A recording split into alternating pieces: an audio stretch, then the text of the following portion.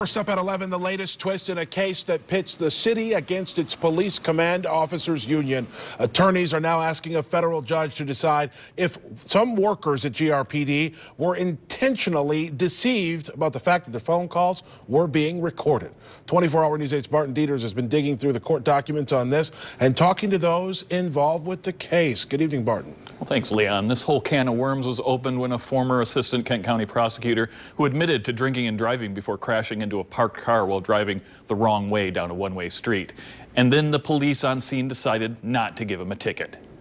Josh Kuiper from the prosecutor's office, wrong way, visibly intact, says he's intact. The reason we have this is because of a phone line at Grand Rapids Police Headquarters, line 3407, that was labeled non-recorded. Give me 3 cycles, okay?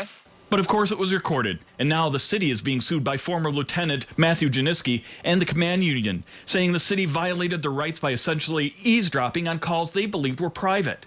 The entire command staff, whoever used that phone, all the private phone calls that were made on it, a lot of people use that phone, and they need to be compensated as well.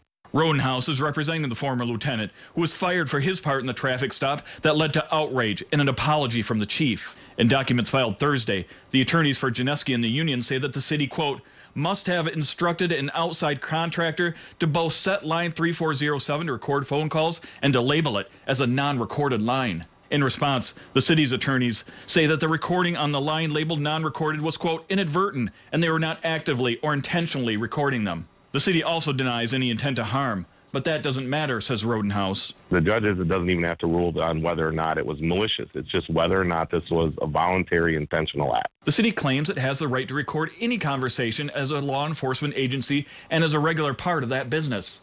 The city also says the officers had no expectation of privacy and that they waived their rights when they used city-owned equipment per city manuals. The city's attorneys further state that officers certainly had no right to use city resources to cover up misconduct. But the union and Janiski counter that, quote, the label of the phone had the effect of nullifying any general statement of policy found in a personnel book.